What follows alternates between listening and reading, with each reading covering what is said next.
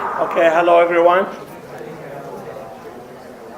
Sorry, my voice is a bit off today. Thank you for being here. This is a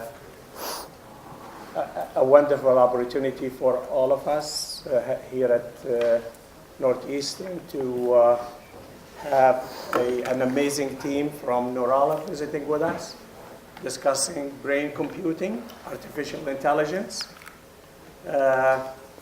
What I would like to do next is introduce our speaker, Max Verstaci. Should I stand? No, I sit. And I say buongiorno. Buongiorno. Of the team. Okay. Buongiorno. Max is the co-founder and CEO of Norala, Inc., and the company visionary after his pioneering research in brain-inspired computing and deep networks. He continues to inspire and lead the world of autonomous robotics. He has spoken at dozens of conferences, TEDx, NASA, the Pentagon, Los Alamos, and the like, a long list, an amazing speaker all over the world.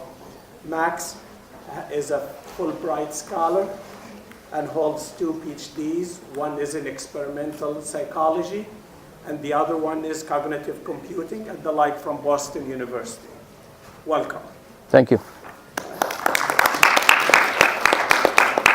And also we have with us Vesa Tormanen.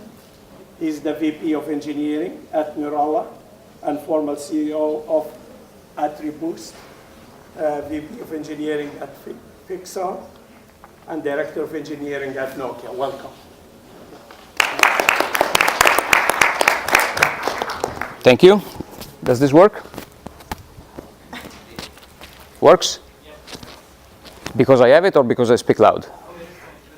Do you need this? No need? Okay. Oh, for recording. Okay, all right, I'll keep it. All right, thanks everybody. And I'm going to go instantaneously off script, right, because that's what I do. So not so long ago, I was on your seat. I was a student at Boston University. I came here in 2001, as was mentioned, through a Fulbright fellowship. I was a student in artificial intelligence. I was interested in all sorts of things, AI and brain computing.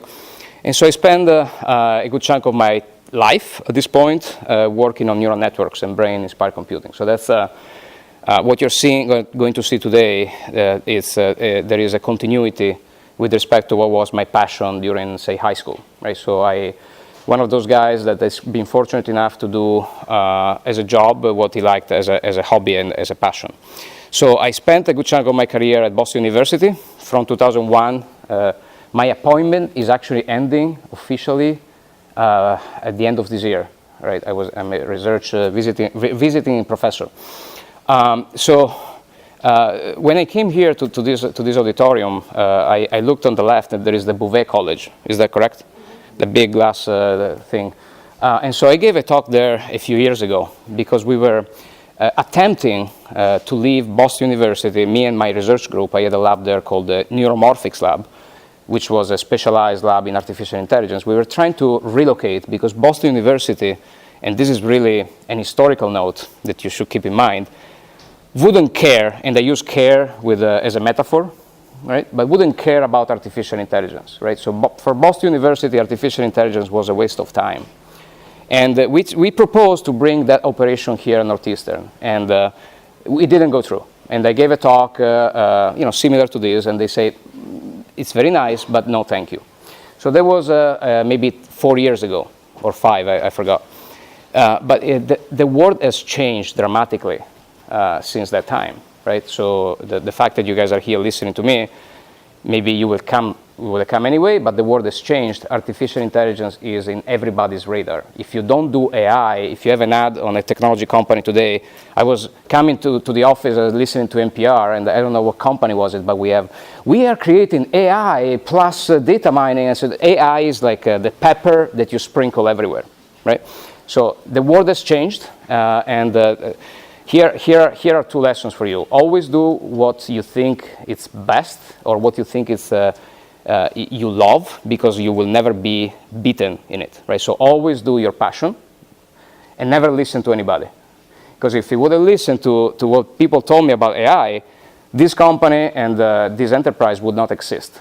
Okay, so just keep in mind, if AI is your passion, do it, or if it's something else, you're going to have many people telling you, this is crap, just go do something else. But don't.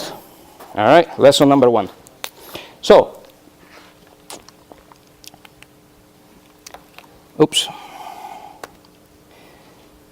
How many of you have walked here? All of you, right? How many of you have seen any of these robots around? Flying drones, cows, sheep robots, humanoid robots, self-driving cars. Anybody has seen them today, the past week, the past month? I've seen something the past month. Okay, very few. So how can it be that we are in the era of robotics, right? And the era of AI and intelligent machine, but these things are still stuck on YouTube, right? So how come? What's the reason? And so in general, there exist 3 main challenges to get all these guys out of YouTube into your everyday life, right? And I used to call this the body, the mind, and the brain challenges, right? So the body, pretty much everybody understands. So in order to get a machine in your factory or in your home, you need a body, right?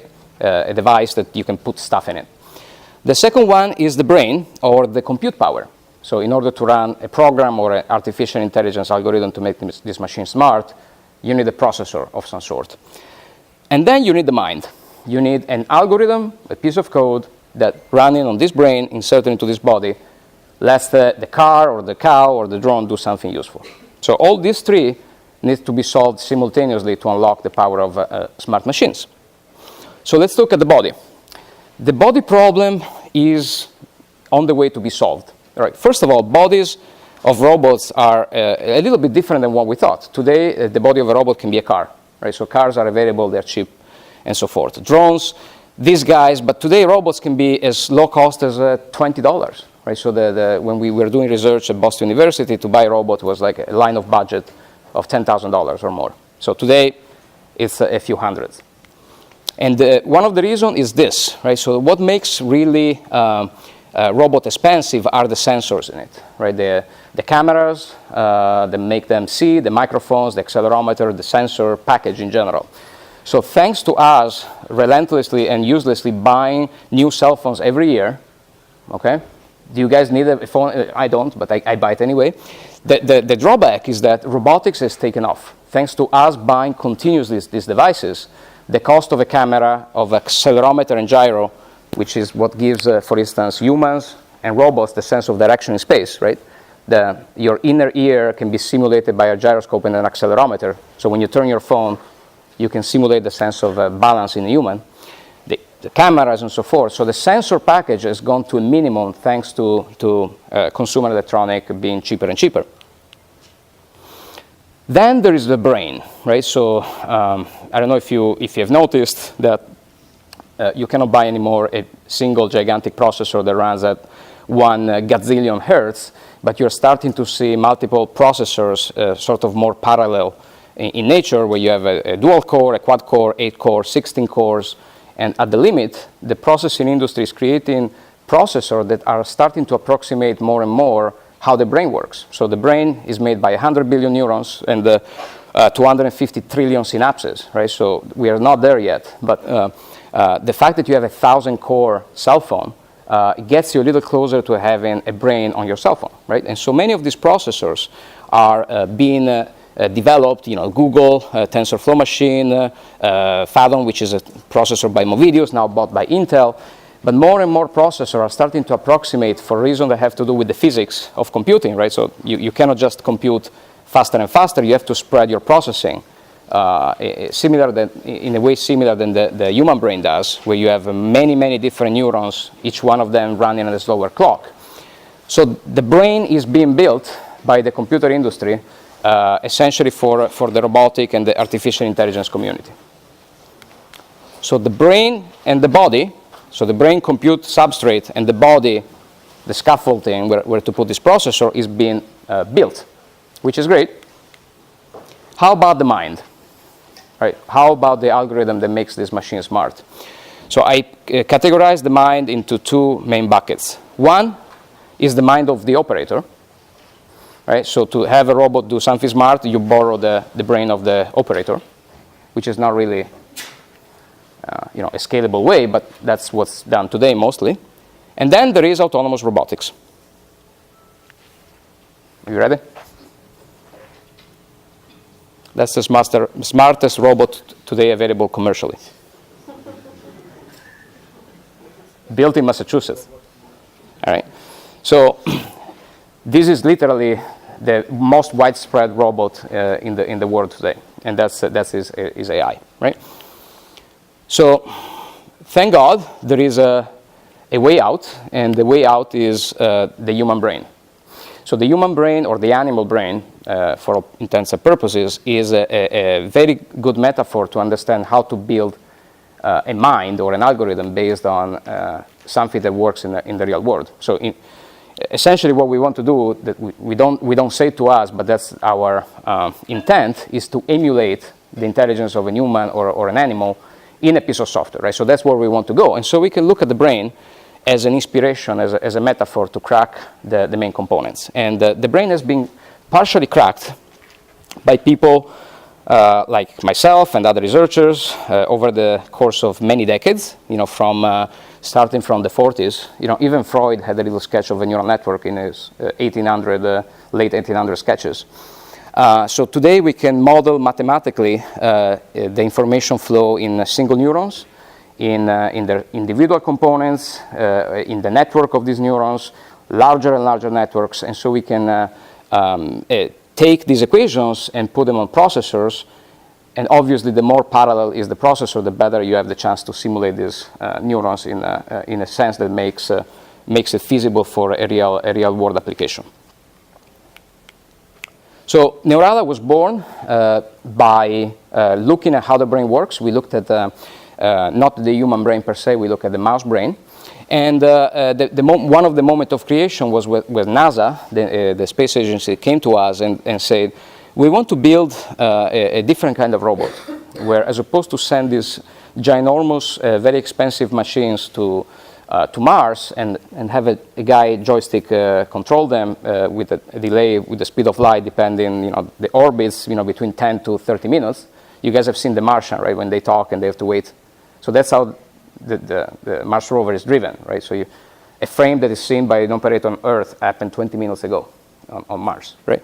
So that's really not the way a robot should act, right? So you should have an immediate feedback, otherwise I fall down the cliff. So they wanted the brain inside the Mars rover, and that had to be completely local. So no ability to ping the cloud, no ability to go and ping a GPS, and very, very cheap sensors. So the idea is to send a swarm of robots versus a gigantic machine. So it forced us to rethink completely how to do AI, right? You're not anymore at your desk, programming AI and then having massive computers. You have the equivalent of a cell phone, processing power and the camera. And so everything has to be done on the device, also learning, right? Which is very, very difficult. I'll talk about this later on. So that's how Neurala was created. The initial team was 1, 2, Heather, and Anatoly is the Russian. So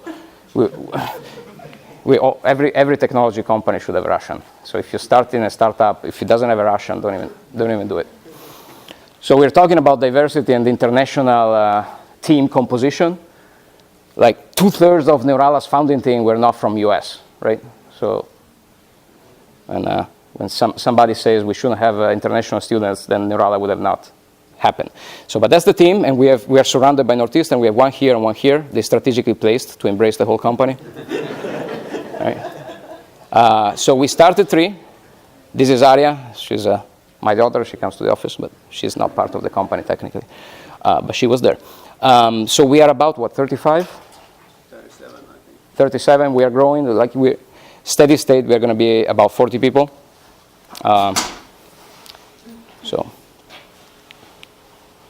Okay, so what's the difference? And who of you knows machine learning? Who has taken a class in machine learning? Raise your hands. Okay, 10%. Okay. So what is the difference between how a neural network works, how traditional AI built across the river, at the MIT works? So once upon a time, if I had to program a visual or a machine vision algorithm that recognizes a bottle, I would think really hard, what is the color of this item, what is the shape, and program detectors that matches the shape, the color, and code all potential orientation scales, and then surprise, this also can look like a circle, right? And so you will do a brute hand force system, and then decision trees. If the thing is, orange, it has a label, and then it's a bottle. Then if not, it's something else. So you create handcrafted decision-making structures or decision trees to understand what that object was. So that was traditional AI built mostly from MIT kind of campus, what were the advantages and disadvantages? So traditional AI was easier to use. Right? So it's very easy to put together something to make it work. It's very transparent, right? So if I build it in such a way that is essentially very similar to a language, like to the way that I verbally describe the problem, it's fairly transparent. But that's where the advantages stop, right?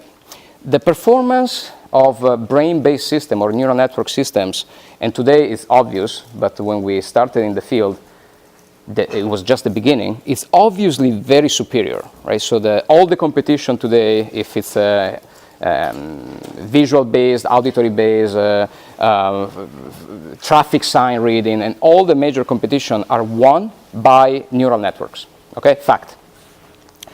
They are more robust, right? They tend to be more robust. If the lighting is half, if the size of this is a third, the neural network is going to catch it. The traditional AI won't.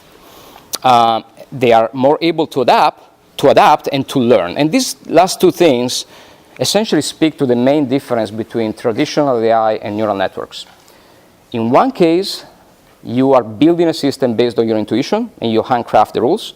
In the other, you're just building the mathematical framework that enables you to learn from examples. Okay, so that's the main difference. In one case, you are data-driven. You are driven by the data, and so you don't have a specific description of the problem. So you present more and more of these examples, more bottles in different lighting conditions, and the system builds itself. So that's the main difference, and that's why, ultimately, thanks to this ability, all these, the robustness and the performance are superior. As I mentioned, this is a very different world when Neurala was started. Neurala started in 2006 to contain a patent that we wrote on using graphic processing units for neural networks. So just to let you know, we are good people. You can still use TensorFlow, but that idea has been patented. All right. So the idea of using graphic processing units and neural networks on top, that's how we started Neurala. So 2007, people would tell us, get lost. Nobody's going to use this. Now everybody wants it. So it's 10 years. In 10-year span, you have seen a complete flip-flop on the acceptance and the fame of artificial intelligence. And we were not expecting it, absolutely, I was surprised. There are different kinds of AI. There is AI and AI. I'm going to give you a quick example, right? So you do machine vision, some of you do machine vision, and you imagine that machine vision is taking a frame, processing that frame as it comes, and spitting out a result, okay? So that's not how the brain works. So right now you have in your skull a processor and a sensor and eye that works like this. And how does this work? So if I show you a movie and I track your eye movements, you're going to look at the movie roughly where this hotspot move. So all of you is going to fixate a certain part of the screen, right? And completely don't look or very rarely look at other parts. So this is real data recorded by viewers, okay? So why is that the case? The case is because of how your brain and sensor and the eye has been built. So your eye has a very high resolution in the center of your visual field, and then it falls off dramatically at the periphery, okay? So for this reason, you move your eye around. So let's all do an experiment for a second. Stop where you are, pick up a piece of paper or something readable, even a cell phone. All right.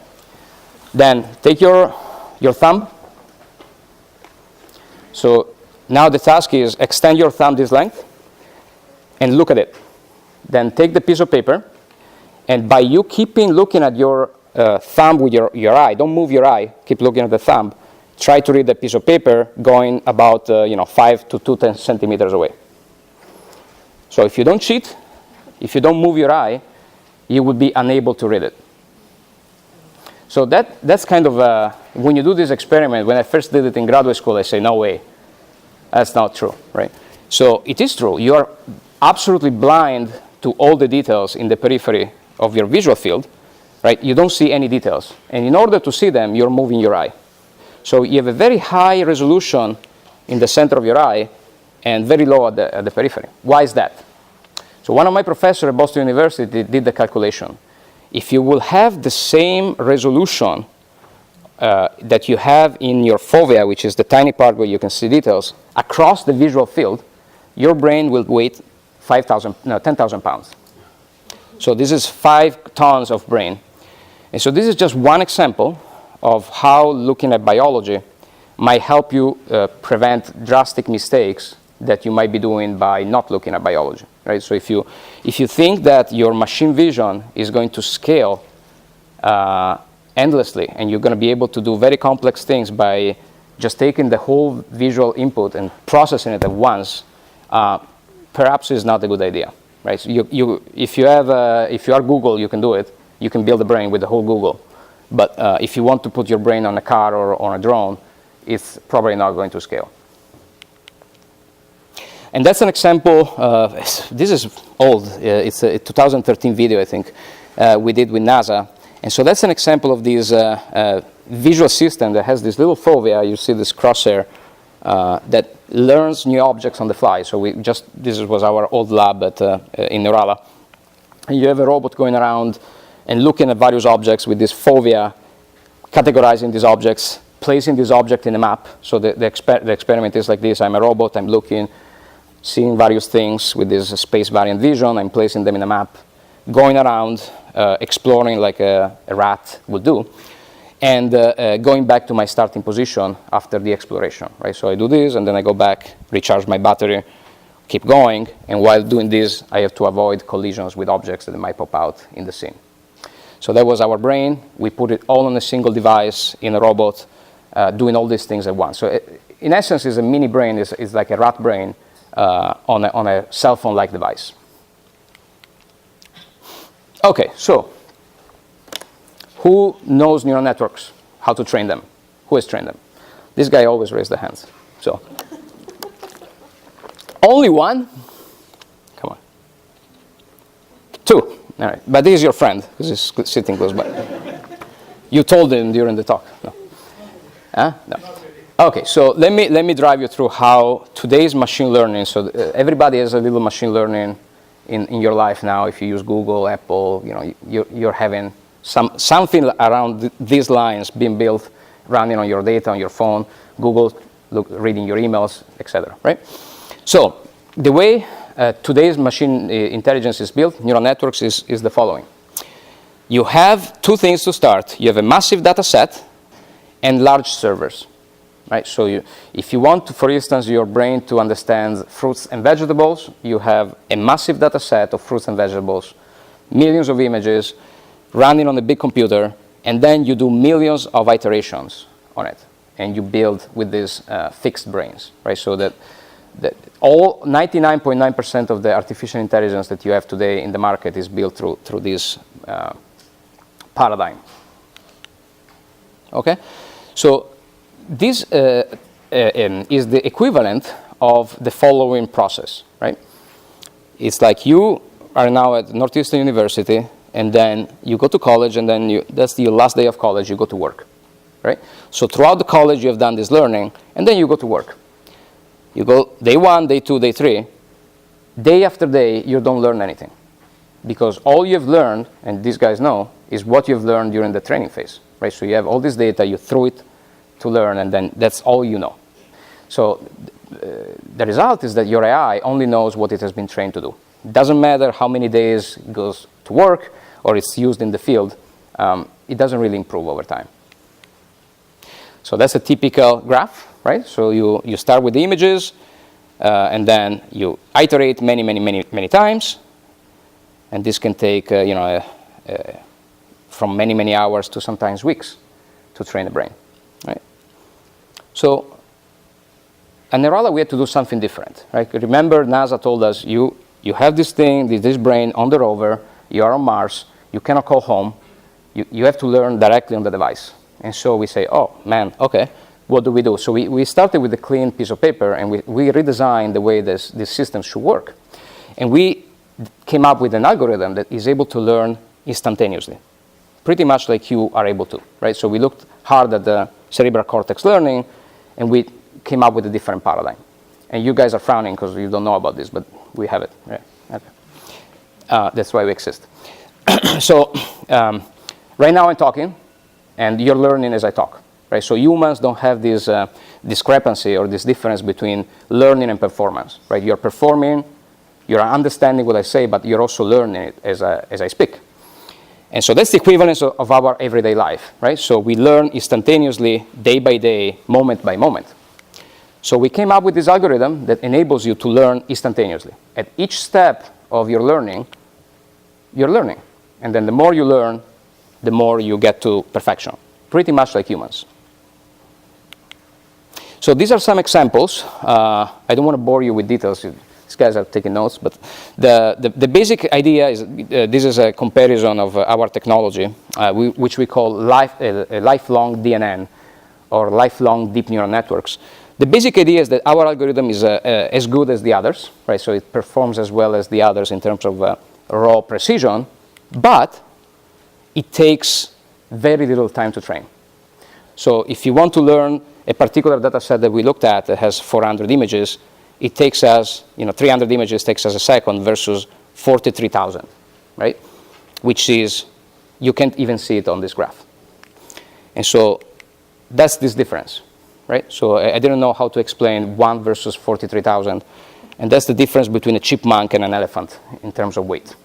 Okay? So this is one of the fundamental technology that makes the difference between Neurala and the rest of the people out there in the industry. And that's a result of us approaching the topic of learning with a bio-inspired approach. By looking at how humans do it, it took us many years. If we look at our history, 2006, to now, it's a long time, but it paid off at the end. So what are we using this for? And that's important, right? It's not just science. So here are a few examples that are public. One is Motorola Solutions. When a cop stops you in traffic, takes a picture, they have this, takes a picture, finds you, gives you a ticket, they have this radio here, right? They say, I caught the guy, right? So next generation of this, we hope we will have Neurala software in it, okay? So the software will enable first responders, we're looking at police, but also firefighters and others, to do stuff with their cell phone directly on the device and recognize item of interest. So a use case we are working on is to find a specific person in a crowded scene. So a kid got lost in a park, and the kid is wearing a yellow shirt and a blue hat. We can quickly learn that image and then find it in the crowd. Okay, directly on the device, on the cell phone. Why we can do that? Back to NASA, we need to be really, really lean. We need to be on the device. So now you understand the theme, right? So the speed and the ability to do things on very cheap devices is what we're good at. The other use case that we're working on is drones, right? Ooh, so horrendous music. Okay. So this is a drone that has a processor inside, big enough to do real-time processing. So we put on this drone a brain that was trained to recognize damages. So in this case, it's a telecommunication tower, but you can imagine, the use case can be generalized to other. And the drone is flown, and as opposed to having an operator look at all the footage and find where is the corrosion, where is the serial number, you now automatize. Is that even a word?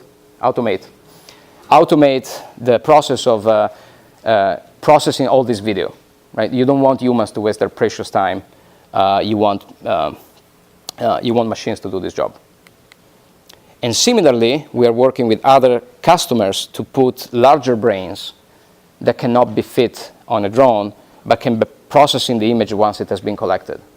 So in this example, the drone flies, collects the footage, maybe uses the prior AI to know where to collect it, but then once it's collected, we throw at them big brains to very precisely understand for instance, what are the assets on the tower that they want to count or inspect and know what it is. Right? So these are problems that humans solve by climbing, right? And looking at gigabytes of video data. And so this needs to be automated, not automatized.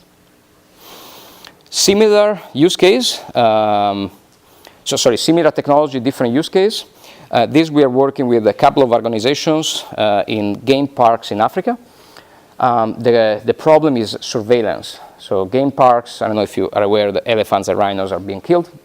And with this rhythm, they will be extinct in 20 to 30 years. So countries like Namibia, Zambia, whatever, all these Central Africa countries are kind of freaking out, right? So this is also it's a humanitarian problem, but it's also an economic problem.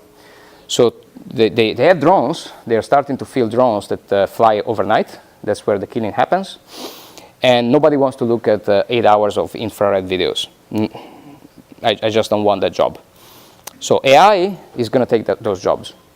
And AI is going to spot where elephants are, where humans are, and alert the park rangers that there is something dangerous or something going on in that particular park, and so that humans can go and catch it. So anytime that you hear from Elon Musk, either if he's on vodka or whiskey or not, doesn't matter, whenever he tells you that robots are evil and the AI is evil, just brush him aside, right? So it really depends how you use technology. So this is an example of drones, evil, AI, evil per se, used for a good purpose, is to catch bad humans. So keep this in mind. Never trust Elon Musk or anybody who tells bad things about technology without actually knowing what they're talking about. Question? Yes? How well can you discriminate a particular element? I mean, people tag individual animals to track an individual animal.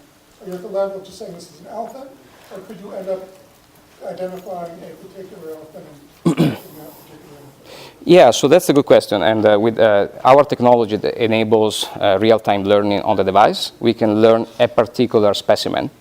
We can learn you and only you, and then track you and only you. For this particular use case, they were not interested. All they want to know if there is a human at 3 o'clock in the morning in the game park and the car, that's enough for them to say, let's dispatch a park ranger and catch the guy. But both use cases are really useful. So in other use cases, they want to track a particular item or a particular person. And so they want to latch into that and only that. And so this is other tech that we are developing. This is more of a pixel-based approach. Imagine that you're taking pictures with a smart device, and as opposed to having to Photoshop your favorite settings on the phone, the artificial intelligence will do that for you. We can talk much about this, yes? So are you using CNN convolution neural technology? We can't talk about details. I knew you were going to ask. So once upon a time, I was a professor, and I was talking about everything. Then I got investors, and they told me, you're done. But if you come and work at Neurala, you will open the Pandora box for you, and you can look inside. So we use neural networks. So some of the mathematical primitives that are inside our box belong to that particular set of operations that convolutional neural networks do. But we have some secret sauce that is not that, because otherwise everybody will do it, but they don't. Okay, I have just a few slides in working in an AI startup, and then Vesa is going to tell you all the juicy stuff. Okay, so you guys have heard of Arthur C. Clarke, any sufficiently advanced technology is indistinguishable from magic, right? And today, artificial intelligence is in everybody's, mouth and radar. But the challenge now is to convince them that it's not magic, right? So we have many customers coming to us and asking for impossible things, right? So one of the challenges in working in AI startups is dividing between reality and the expectations of a fiction movie all of a sudden being available to these guys. It's not the case, right? AI is a cool technology, but it's full of bugs still, right? So that's one challenge in working in an AI startup if you end up working with us or with any other startup. The other thing is don't expect a linear progression, right? As you're starting your AI startup or you're going to work for one, I couldn't find an exponentially looking slope, but the idea that some of you are graduate students, come up with a thesis and run your algorithm and say, yay, I'm ready to go and build a startup and make money. So and so.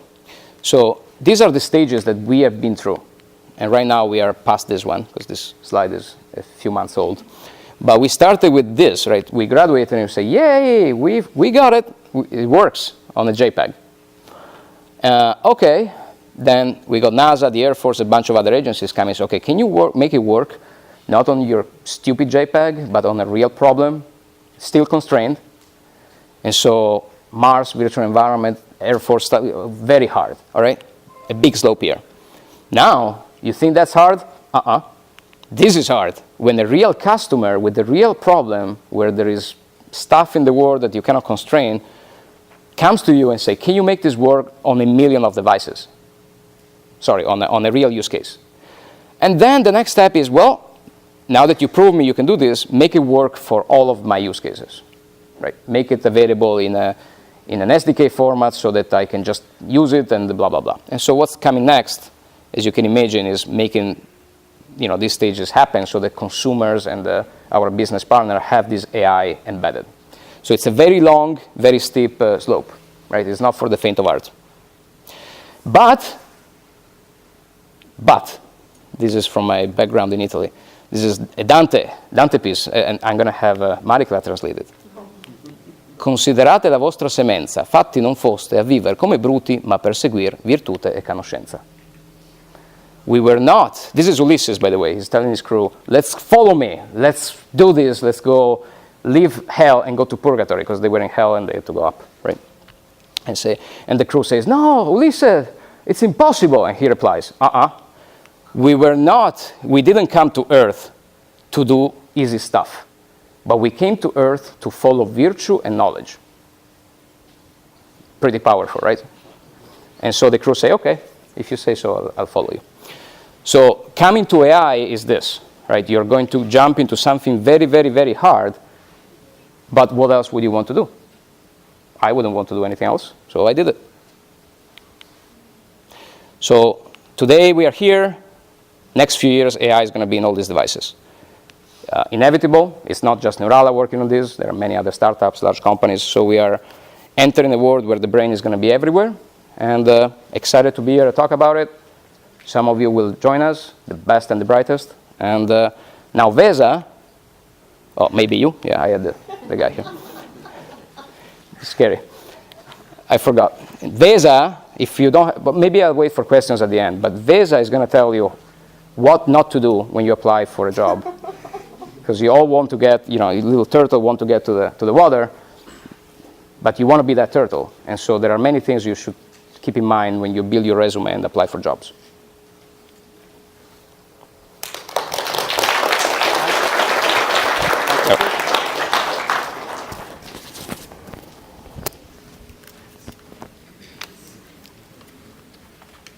All right. I realize I'm standing between you and the weekend. So this is going to change the pace a little bit. If this was any other university event, I guess after Max's talk, what's left for me to talk about is our benefits and what's in our kitchen, and who's leading the ping pong leaderboard. But yeah, maybe not this time. So I have hired maybe 200 software engineers over the years. I've been one myself a long time ago. Actually, one of the biggest mistakes I did in my professional career was completely stopping coding cold turkey. The year was 97, and yeah, I've regretted it ever since. I've lately tried to pick it up again, but yeah, it's hard when you're old. So this would be my first slide normally. So hey, here's some news. We are a growing company, so you should all bright minds come and join us. But I realized this month that actually this would be complete waste of both mine and your time. This is the statistics from our last month of advertising for jobs, and lo and behold, Northeastern is about 25% of the masters, either graduates or soon graduating applicants that we have for full-time positions. And so there was a clear sort of I think the politically correct term is expectation shortfall between what I expect to find when people are applying for jobs, and especially this group of Northeastern students that were applying. So the rest of this lecture is going to be about this old man kind of telling you what to do and what not to do when applying for jobs on companies that are as selective as we try to be. Is that all right? Okay. So we are of course very thankful for your interest. But yeah, so what I was trying to find is this like leader of the pack. We cannot really hire 40 master's graduates from Northeastern, and we cannot really interview 40 candidates either. So the first thing you have to realize is this. Now, this picture is from the 60s, from Le Mans. So how the race starts is the cars are there, and then the drivers race across the road, and then they start their cars, and then they drive for 24 hours, and then many cars fail along the way, and then usually the winner comes and he's several laps ahead of the next guy. And we want to hire that car that ends in the finish line first, and we think that we have enough cool technology, clever people, good espresso that we can afford to try to get the best guy or lady. So here's my problem. so I think there's been some very good lecturer here who's told you that this is how everybody should make their resume. And as a result, I'm looking at these 40 resumes, and then they are all exactly the same. Well, not the name, obviously, and address, but nobody ever got hired because they have a really interesting phone number. Then you have your skills section. And I'm not going to say that people lie on their resumes, but if they did, this would be the place. Because it's basically impossible to get caught, and everybody, regardless of skill level that I have ever hired, and I have hired people that I shouldn't have hired before.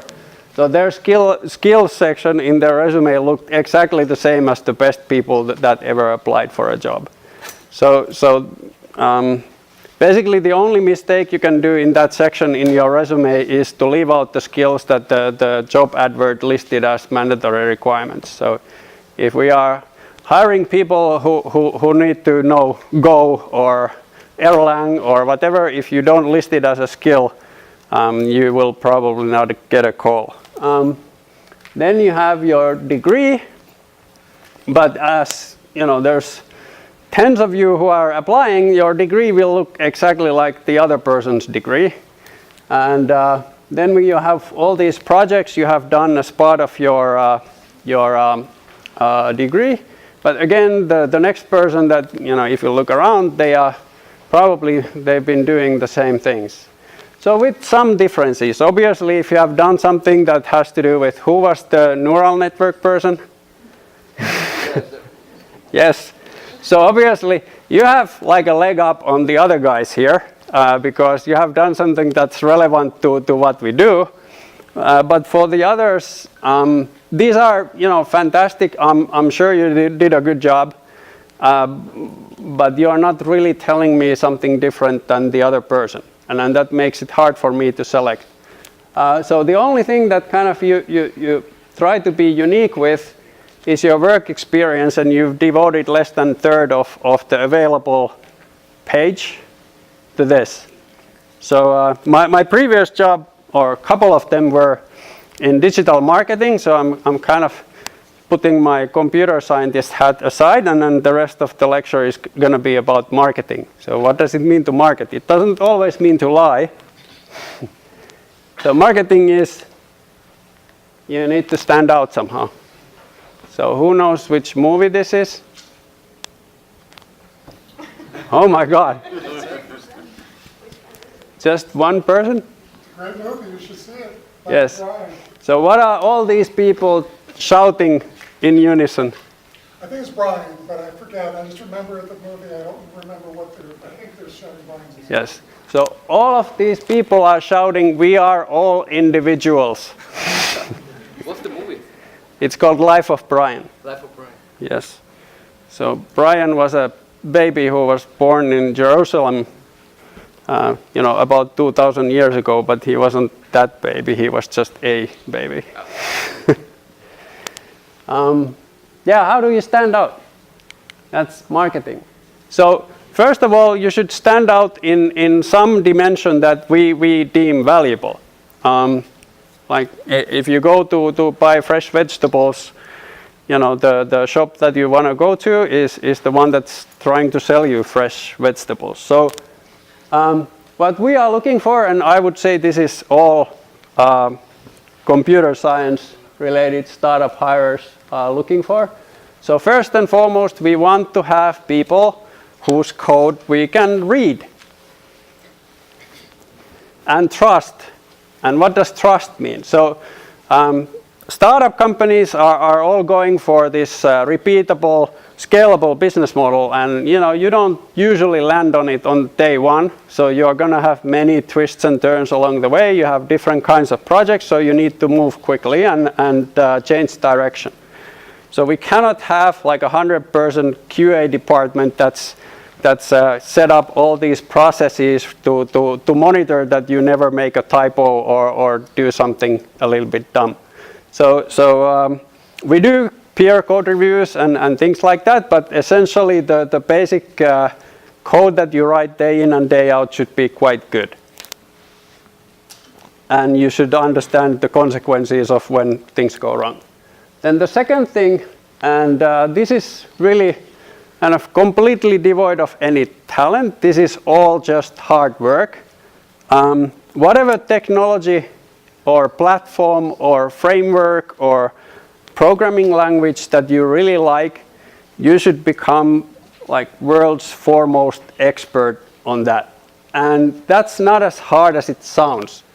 So there's, for all these kind of things, there's podcasts, there's developer forums, there's blogs, all kinds of things, conferences where people get together, meet, and there's new standards. So you just need to follow what happens and use it, not just in school, but do some things on your own and share them with others, get feedback, and get better along the way. And then finally, as neural networks are some kind of hardware limited, so you should be able to understand the difference between bubble sort and and quick sort. Why would you use one or the other? But this is basically what I looked forward into seeing in resumes, and then when I meet you, I expect you to be like a nice person. So these are my two criteria. So so that's what I'm hunting for, and now I'm just trying to aim generally in the right direction, and the resume is how I'm trying to aim. Any particular rules of a couple of technology stacks that are relevant to what you guys do?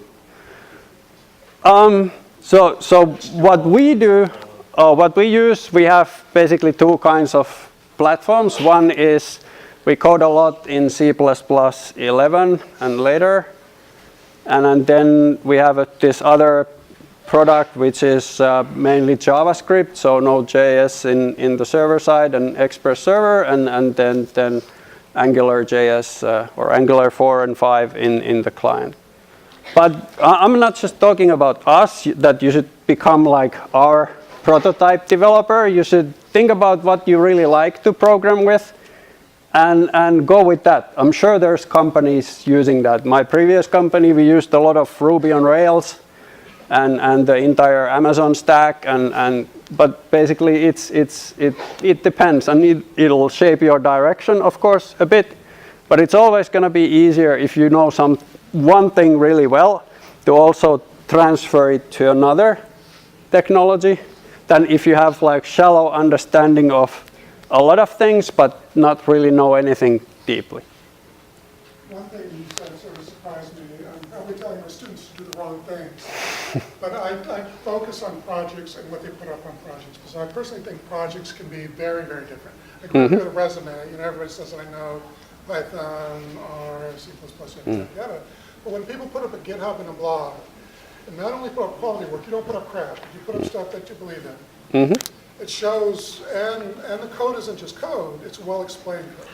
Yeah, I'm actually going to come to that, because I tend to agree.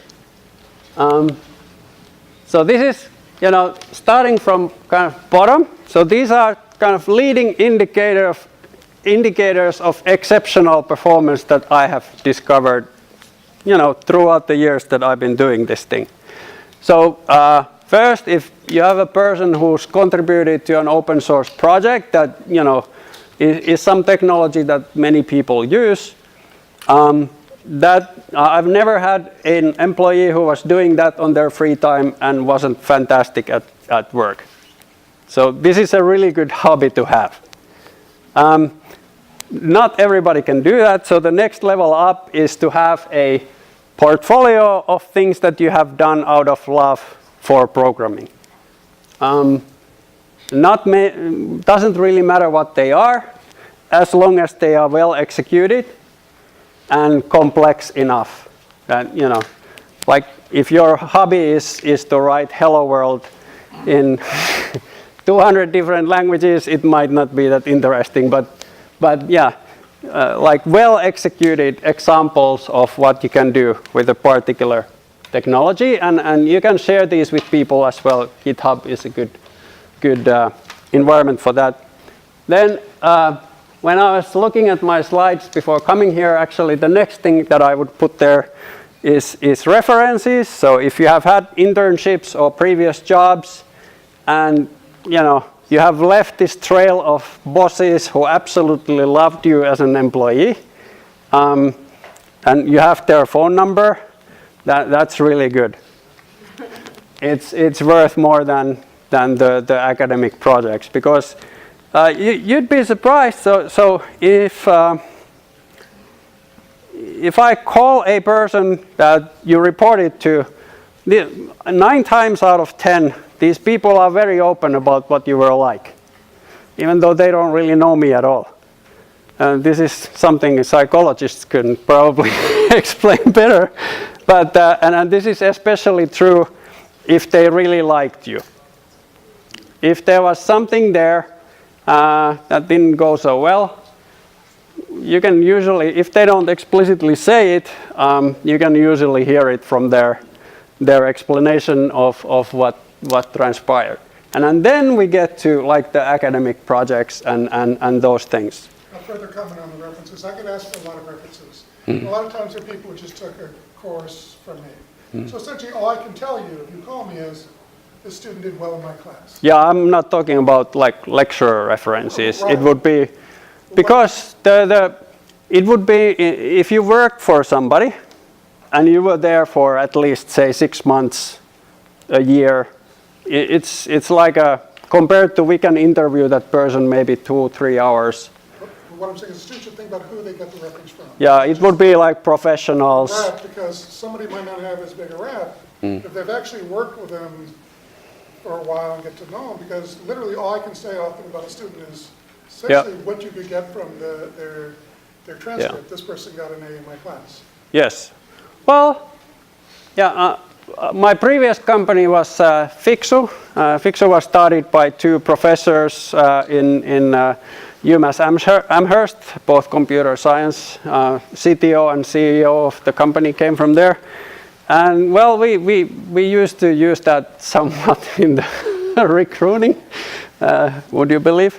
So they had a pretty good idea of who were good and who not so good. But I think, so as just a lecturer of somebody who took one class, I would not put a lot of weight on it.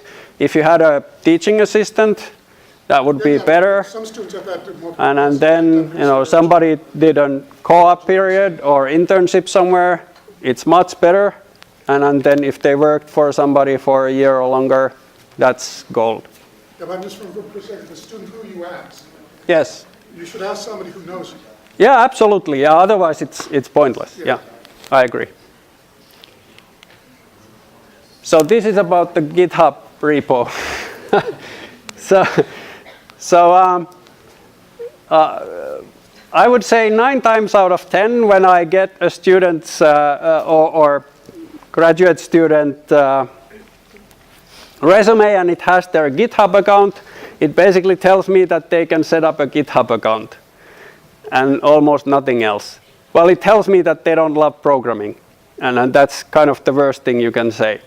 So if you only have your coursework there, and if your coursework is, shall I say, not super clean, you have lots of, the only comments are code that you have commented out without any explanation why. You have used many different kinds of way to indent the code, but not been consistent.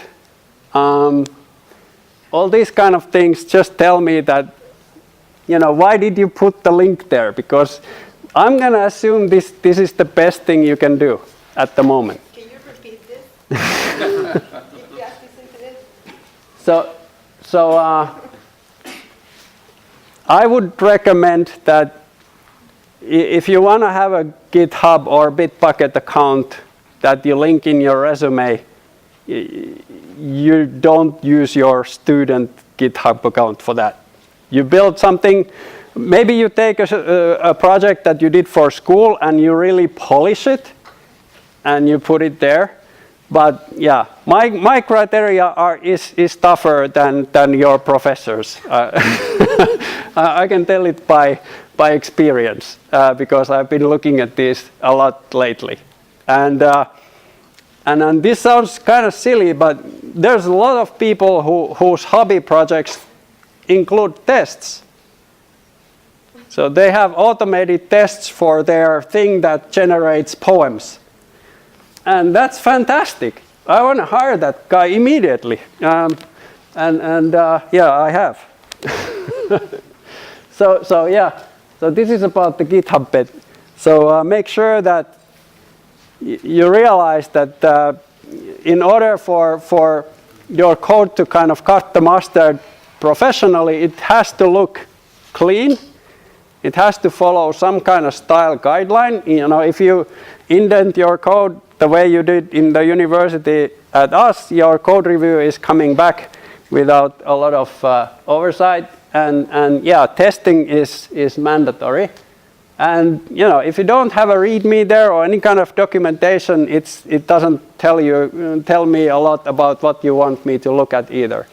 So take some couple of days of your next weekend and take a project that you're really proud of where you actually wrote all the code. This is the other problem with kind of student projects is I don't know how many people wrote this thing. I don't know how much of the code did the course give you. So yeah, take something that's completely your own, make it really shiny, and put it on a GitHub account that's only for this purpose. Another comment about GitHub, what I recommend students to do is also create videos which walk people through their work. This is particularly if it's a good project and it's a complicated project, you're a busy person. So you don't have a gazillion hours to look at this person's project. So the person should do a video which walks you through what's particularly relevant about it. And then if they want to dig in deeper, they can go into the code and look at the code and do that. But the video is nice because maybe you don't have the environment set up to really run or compile what they're doing, other things, but just walk people through what you did. Yeah, unless it's relevant to what we do, I don't actually care what it does. I only care how it was made, right? So these bullet points above here. So yeah, the video is nice. It tells me that they really care about it.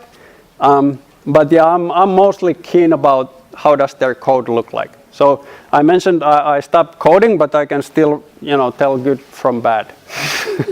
And bad doesn't mean that it didn't do what it was supposed to do. It just doesn't look good. But looking good is very important because when you develop software in a team of 10 or something people, and you write something, and 6 months later some other person has to fix it, readability is the key to productivity. So my final point, and actually I'm lying, this is not my final point. So your internship or co-op period is super important. Not just because of what I mentioned about references before, but I think the co-op period is like a 6-month job interview. And if the person who did this 6-month job interview didn't offer you a job, that to me is a huge red flag. So if you graduate and there's several months when you are not working, my only question, it's a gap in your resume. My only question is why didn't they offer you a job from where you did your co-op? So if you don't go back there, at least have some other position, or tell me why you didn't. Why they just employ interns and co-ops, but they don't hire permanent people, or what is the reason? But tell me why that was. Because any gap in your resume, I'm just gonna ask, and your resume typically doesn't answer. So, yeah, make every job, every boss that you have, everybody that you report, make them look good, and they will beg for you to come back and stay. So, okay, so here's some final points. So I realized looking for work, it tends to suck. You get lots of negative answers. Most of the time you don't get any answers at all. We try to answer everybody, but there's a lot of lot of correspondence. Then something that if you go, you write a really good application letter, they invite you to interviews, everything seems to go fantastic, there's mutual love in the air, some good music in the background, and then they either go silent or tell you that, okay, we went with somebody else. Just don't get discouraged. So there's very many bright people on this planet, and probably some other similarly bright person as you applied for it, and it can be some really small thing that tips the scale. And then also, what I try to tell our engineers when we hire people is that we should make false negatives at least 5 times more than we do false positives. It's so expensive to hire the wrong person. I mean, this is of course Massachusetts. We have employee at will, but we are gonna train that person. We are gonna teach him everything we know. Lots of people will spend time. If there's some problems with that person's performance, we will make some improvement plans, work a lot, and then finally everybody's gonna be heartbroken when we say that, okay, this is not gonna work out. So we are extremely careful, and I think this goes for everybody. And yeah, so if we don't hire, then it might be just somebody didn't feel quite perfect, and that's just okay, I think.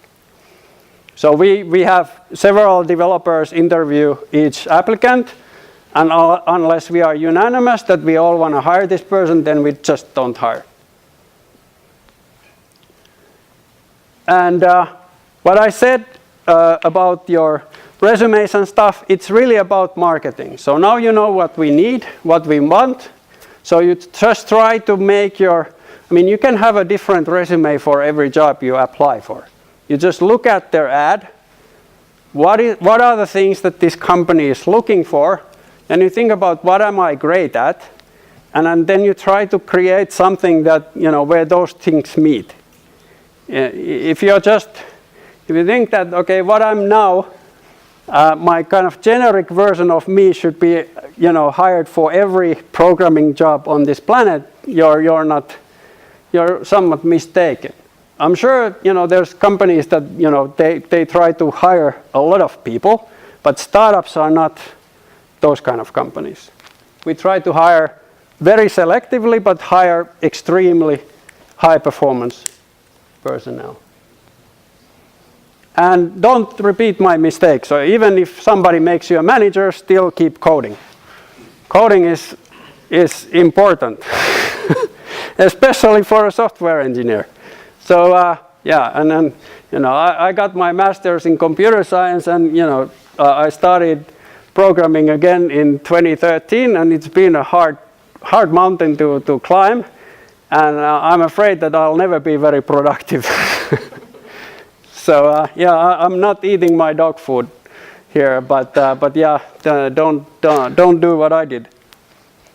So that's kind of, we're done with the old person teaching young people, and I haven't seen as many rolling eyes as I see at home. I have a teenager who is oblivious to my advice. So Yes. when my guests listen to this conversation, so the company is heavily into algorithmic techniques. And I would imagine that's probably more than 50% of the effort. And the other 50% might be data pipelines. Is that? I would say that most time that at least the engineering organizations that I have been in have spent is with integration problems when tackling something new. So there's a new tool, there's a new compiler, there's a new cloud-based thingamajig that we are trying to use, and yeah, if we just have a person who knows that thing inside and out, the difference in the team's productivity is 1 to 100. Algorithms, yes, when you then have limited hardware, people who can squeeze out the last 30% out of that hardware, that's where the algorithmic stuff comes in. But in like neural networks, lots of the algorithms have been already invented, so we can read a scientific paper and just implement it. But yeah, the devil is always in the details, and the most difficult bugs to fix are usually in somebody else's code. So why doesn't this work like documented? Why don't these two systems talk to each other? And how come I'm getting duplicates where when it's saying that everything should be unique? These kind of things. Those are the hard things that then make you spend exorbitant amounts of time. Algorithms, I feel, we can solve algorithms because it's all just upon you. But the difficult problems when it's somebody else's technology that you have to live with, and then you're just having a hard time fitting everything together. So as a final thought, and this is going, we didn't coordinate our slides with Max, but it's a local comedian here in Boston. And he said this in his podcast that I'm an avid listener to. And what he's really meaning is that if you kind of out of school, you look for the kind of safe, somewhat boring job, the risk is, and it's a very, very likely risk that you will succeed and you will get exactly that kind of a job. And then 20 years later, you'll find yourself in that job and not really liking it, and then it's going to be really hard to change. So this is the time to take some risk so that this risk doesn't materialize. Thank you so much.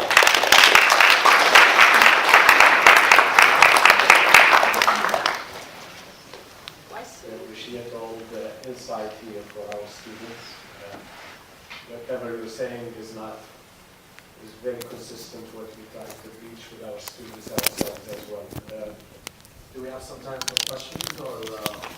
Yeah, I hope you're going to ask all to Vesa because this guy is trying to hire. I'm here.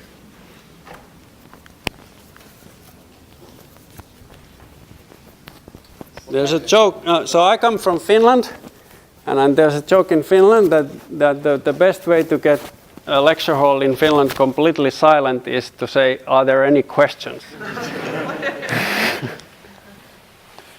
Yeah. So, is there any minimum GPA requirement? Okay. The question was, is there a minimum GPA requirement? GPA or GPU? Exactly. I swear I heard GPU. Maybe I sit down already. So, if you give me your transcript and you have scored like perfect marks in algorithms and databases and compiler course, if you have one, and you have gotten like D's or whatever is your kind of minimum passing grade on how to use the library and history of science 1 and 2, I would say that you're very good at prioritizing your work. Not, yeah. So, and then this is something that was told to me by the first manager that was about to hire me, which was very good because that was exactly what my grades looked like. Yeah, there were some 1s and 2s on the stuff that didn't really matter. Okay. So just getting. There's another one? Right. So my first question is, in the slides earlier, we saw that it was correctly able to, using the online learning, it was able to identify objects that you tag them before starting off. So my question is, how is the accuracy defined? I mean, I saw numbers being 92 or 82 something, but if we tag it, if I tag it right now and then it starts learning online, what data is it using to calculate that accuracy? I'm not going to go into the weeds, but the question is, how do you measure performance of your algorithms? There are many different measures depending on what kind of algorithms you have. So if you have a bounding box based algorithm, or so you might have, let's say, 3 cases. One, you're recognizing the whole picture. The second one, you're recognizing a bounding box around an object. And the third one, you're recognizing pixel by pixel what you're looking at. So there are 3 different ways. So in these cases, you will have 3 different measures of performance. Right, so if we see a picture of insulator, did the client already give Neurala a lot of pictures of insulator that it learned for? Oh, yeah. Yeah, so believe it or not, but if you start a neural network from scratch, it's not going to know what an insulator is, right? It's a surprise, right? So you need to teach it a bit, but the basic concept with our tech is that I can tag, I can tell a few things, and I have demos of this on my cell phone. I can show you, but I can tell a few things. This is an insulator, and then the network starts to perform very quickly and recognize that as an insulator versus having to present a million of insulators over many different iterations. And so that's how our tech works. It's very quick to learn something quickly, and then as is presented more and more info, it gets to asymptote as the other algorithms do. Okay. My another question is regarding training. So if we train this on a lot of data, do we use any kind of quantization techniques to compress the model and then put it on device, or does that happen just on the fly? I cannot answer that, but that's a good question. Keep asking those. More easy questions? Yes. I talked with few machine learning professionals working in the industry, and the biggest challenge they have always all the time is to train a neural network. You need a huge amount of data. Yep.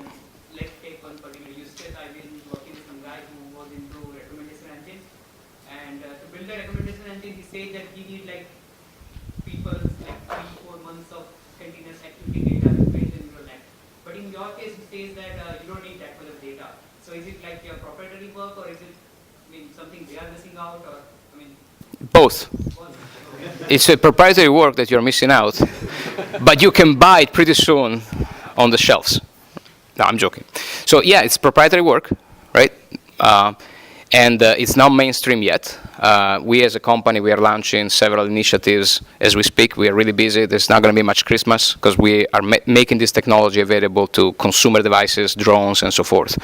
It's a very different way to do learning, and I have some publication going out, and to you who are not expert in the field, this might sound nothing, but there is algorithms that are dominant in the machine learning community called backpropagation. And I can explain you very quickly how it works, but it's getting to dinner time.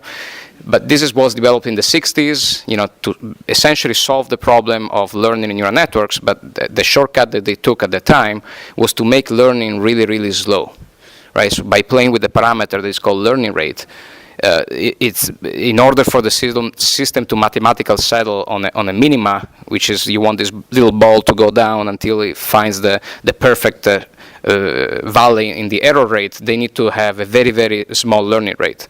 So that worked. It did provide the best neural network at the time, but it kind of everybody inbreeds into that same idea, and now everybody uses that technology and never looked to alternatives, right? And so we have looked at the alternatives, and we hope this technology will make the other one obsolete. It's not an easy task. It's not for the faint of heart, but you remember Ulysses say, let's go and do the impossible. So that's the spirit. One more question. So, neural net, we are training continuously. So, what other companies do? Let's say you train the model for for the data of 3 months, then you stop, you deploy, Yep. and then wait for some time. Based on use case, either you collect the data, new data from that moment after deployment moment for let's say 1 day, 2 day, and after 2 days you again train the model, bring down the older model, bring up the new model. That's how people normally do in industry. So. Yep. Because you are doing faster learning, like instant learning, is Yep. it different for you? Yeah, it can be different. So there are use cases in which you have your tech in your phone, and you can learn now. Like right now, you learn something new. Okay. So it's, I don't know, there is this thing called continuous integration in software. I don't know, is there an analogy that you guys can make? Like, as opposed to do like big... It can be also hard. So let's say you are learning, you created your model, 3 days of new data, and again you want to train the model with new data plus old data. So this whole learning process also takes time. You Yep. can't learn the model faster. It takes 1 hour to output the data. So that kind of thing is there. So that's why with your continuously learning thing, integrating this new learning is really fast. That this whole analogy of train the model, wait for the new data, Gone. train the model, upload. Yes, it's finished. Yes, but obviously it's not production ready. Not everybody has it right now, so only our customer. But we are hoping to change the paradigm, and the savings can be also in compute space, right? So if you can learn in a second what it took you 43,000, perhaps you don't need to go on Amazon and buy a server to do your training. So there is also another dimension, and also as a neural network practitioner, you know that you have to iterate on your model many, many times before you get it right. And sometimes the iteration takes a week. So what if you can do 50 iterations per day versus 3 iterations this month? So that also changes the speed at which you can build the machine learning. I think that's a great part about your company, that you come up with this kind of thing which really breaks the current trend and current limitations of how the machine learning by design. Thanks. Maybe you should apply. One question for Vesa. How does the daily activity for software engineer look like in your company? So if suppose that I'm hired as a software engineer in your company, so what will be my daily activity, and what are the business processes which you Shall answer this. Yeah, well, maybe Vishal can answer because he's gone through it. Right. So it's like, so what was the question again? So sorry, I was talking about. It's like to, in the days of a software engineer. So hold how on, is your tell day who like you are. in a company? So what are the activities which you do daily? So you can explain, like in a short. Like, Who you are. Who are you? Who you are. yeah, I'm Vishal Deora. Okay. I'm working as a software engineer co-op at Neurala. And my daily activities, I can say like how like we started from scratch. So we have like, we are like 2 interns and full-time started from scratch. So we do have a lot of bugs. That's fine, but we are solving the bugs, and then we are working on Node.js right now. So it's daily activities where like we have different requirements. So work like we need to go through all the requirements, talking with the what is the like what we can add, what we can like remove from the requirements, which can be very helpful and optimized in the product, and that's what we have right now. Yeah. What do you like about Neurala? So best part I like is we have weekly lunch, and like I am a software engineer working on Node, and I don't know much about AI and deep learning and neural network. And the Neurala employees like we have lunch, and we'll have 1 hour session presentation. They will help us to teach like what is neural network. That is the best part. Like even though I'm in a different project, I used to like learn different technologies like neural network. Like last time we have C++, and we can write like different codes. And if you are interested, you can just jump to it. Yep. Yeah. Thank you. Yeah, just to continue a bit. So there's 2 main activities for every developer. One is picking up new stories. So we use kind of Kanban development model, try to get through small pieces of development work from start to completion quite rapidly. And then the other part is reviewing somebody else's code. These are basically and then, yeah, if there's defects, those are like little stories as well that you try to get through the process. There was somebody there. My question is regarding how your team was able to achieve a higher learning rate as opposed to the traditional algorithms where the learning rate was pretty slow. So I'm a little bit suspicious. Is it all purely algorithmic and mathematical as opposed to a little bit of supervision involved to achieve that higher gains in the learning rate? Or? So the starting data is the same. Okay. So it's supervised learning in that sense. It's just organized differently. And that's, so the higher learning rate that your system is able to achieve, it's purely algorithmic. It's just the, yes. It's purely algorithmic. Where are you guys vis-a-vis the Numenta work? Don't know if you're familiar with Numenta. Yes. So Numenta, this is a funny anecdote. Jeff Hawkins, who is the founder of Numenta, he came to visit us at Boston University. So my department was the Cognitive and Neurosystem department at Boston University. And it was shut down by Boston University right before AI boomed, right? And so it was started by a few professors. And Jeff Hawkins is the founder of Palm. And maybe you missed the Palm in terms of timing, but there was such a thing before smartphones. There was one thing, there was the Palm Pilot, which was a sort of a precursor of what Apple then became, the iPhone. And this I can tell you a lot more because it was actually a Nokia who also missed a couple of trains, in the smartphone. But he was the inventor of Palm Pilot, the guy behind Palm Pilot, but also a neuroscientist at heart. And so he came to me, and I actually drove him around for the whole day, when he was at Boston University. So I had the chance to talk to him. Very nice guy, very knowledgeable, very passionate about the brain. Right, so extremely interested to the minutia. So he started this company called Numenta, which was based on a technology called hierarchical temporal memory, which I don't know if it's going to be mainstream or not, but it was essentially capturing the time aspect of how the cerebral cortex works, right? So that most of the traditional techniques take each step as an independent component. So if I'm moving here from here to here, you're going to process the information and independently assess each image to decide whether it's me or not. But with the time also plays a role into neural networks, and you can use time to help the next time frame to forecast what's happening. So this can be used in speech, vision, and so forth. And he started this company called Numenta, which then split up. The CTO, Deepak something, he went to start off another company called Vicarious, which got a bunch of money. I don't know what they're doing. But it was one of those early efforts, one of those early companies in AI. I'm talking about at the same time or earlier than Neuralab. I think at the same time.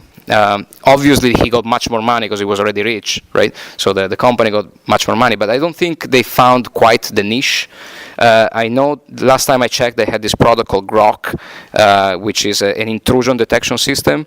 And if you think of the nature of intrusion in a network, that tends to be a temporal kind of signal where you have, people are trying to break into your system, and there are DOS pings and all sorts of attempt to break the network, and so they tend to capture the timing aspect of this breakage into the network and tell you that there is an attack. That's as much as I know. The technology, I thought it was very interesting and visionary. I don't know where they are, sincerely. I don't track everybody with the amount of time that they should. Is your platform available for education? That is, could I use your platform and do an equivalent model in, let's say, TensorFlow and just compare them? Not at the moment, at least. You can buy it. I don't know what your budget is. We can give you the phone number of our sales department. You guys can work on a project. Yes. Yeah, we might expose something next year to the public domain. But yeah. Yeah. So I can comment further, but Max is thinking. Yeah. Well. So our business model has changed. We had this academic thing, right? So there is only a small part of what we do is dictated by the software itself. So yes, we can open it up and give it to students and blah, blah, blah.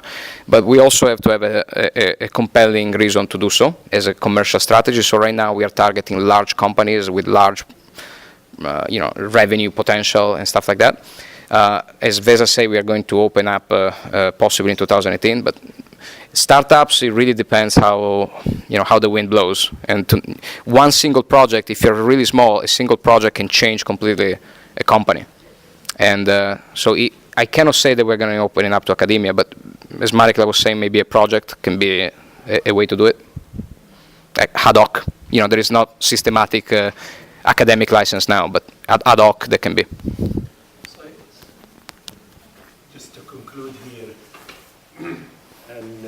With all the buzz about artificial intelligence, what's your definition of artificial intelligence?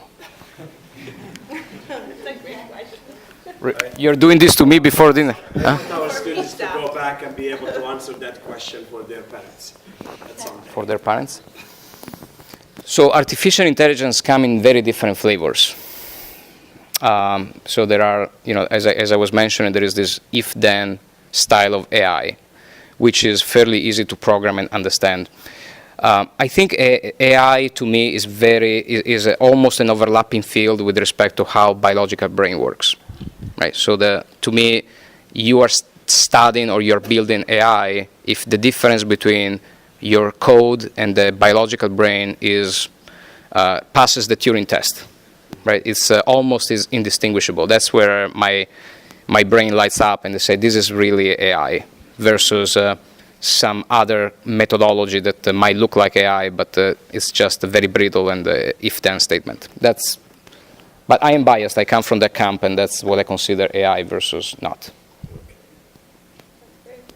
All right, very good. Thank you.